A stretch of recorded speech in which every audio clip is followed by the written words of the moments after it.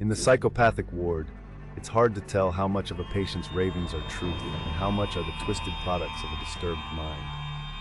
Genevra Fleming, a crystal gazer, hypnotist, and alleged medium, tells a story that chills the heart. Despite being in a state of mental examination, her tale has an eerie ring of truth. She speaks of a he and she, keeping names vague, but her conviction landed her here, where she will be pronounced insane. Her story begins in the dusk of her studio, where she covetously held a man's photograph. The studio, draped in black silk and dim with stained glass, was even darker than the fading daylight should have made it. In that dark place, she plotted a woman's death, convinced that her plan was flawless. By this time tomorrow, she whispered to the photograph, you will have lost her, and you will begin to turn to me. Her scheme was ready. She set the picture down and picked up her telephone. She called a man named Bennett, the butler. Hello, Bennett? Do you remember me?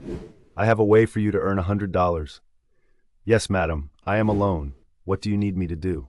She gave him instructions. Tomorrow when she calls, tell her what I say. Get a pencil and paper so you won't forget. But it was all a delusion.